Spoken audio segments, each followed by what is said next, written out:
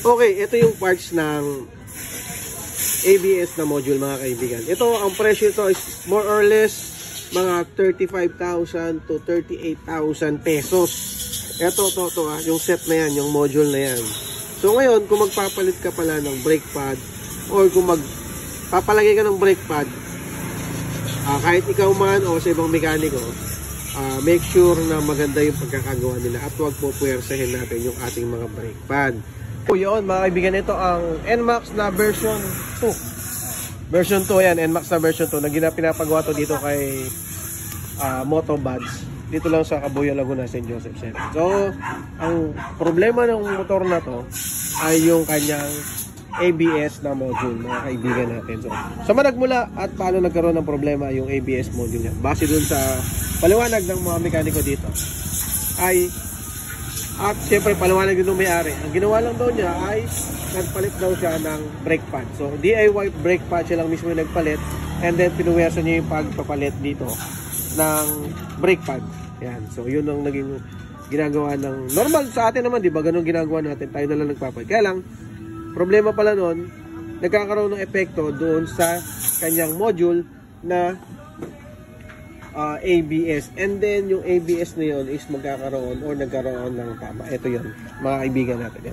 Ito yung parts ng ABS na module, mga kaibigan. Ito, ang presyo ito is more or less mga 35,000 to 38,000 pesos. Ito, yung set na yan, yung module na yan. So ngayon, kung magpapalit ka pala ng brake pad or kung magpapalagay ka ng brake pad, kahit ikaw man o sa ibang mekaniko, make sure na maganda yung pagkakagawa nila at huwag po puwersahin natin yung ating mga brake pad. Kasi nga tulad nito, ayan, nagkaroon siya ng issue. At paano nalaman ng driver na may issue? Kasi po, nagkakaroon na ng alarm or nagkakaroon na ng doon sa kanyang warning, doon sa kanyang panel na nagbi-blink-blink na yung kanyang ilaw or hindi nawawala yung pinaka-ABS niya. Yun. So, base dito nga sa mekaniko, ulitin ko lang mga kaibigan, nagkaroon ng problema o nagkaroon siya ng issue dahil doon sa pagpapalit ng brake pad. Ayan mga kaibigan, NMAX version 2. You know. Yan, dito pinagawa ko kay Motobuds sa St. Joseph 7, Marinig, Cabuyao, Laguna. Yan, so ito pala is medyo magastos kung gagamit, kung masisiraan tayo ng ganitong klaseng parts o pyesa ng ating motor. Yan, no. Ganyan pala kamahal yan. Tingnan yung parts niya, no. 35 to 38,000 ang magiging presyo nito kung sakali na ito ay magkaroon ng problema. Pansin nila dito is parang may sunog or parang medyo may tama na yung loob niya. So paalala lang sa lahat ng yan, mga rider, yan, kung papagawa tayo o tayo yung gagawa, siguro nilang natin na maayos yung pagkakagawa natin.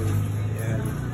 Para hindi masira at hindi tayo magkaroon ng malaking gastos. Kaya natin kakano kasing hawakan kasi medyo mahal eh. Ayun, ayun yung parts niya. Mahal kasi 38,000 ang aabutin nito. Mga kaibigan natin sa module. Ngayon ako nakakita ng module na binaklas. Okay? Yan. May natutunan ulit tayo sa araw na to. Yan. Maraming salamat. Thank you.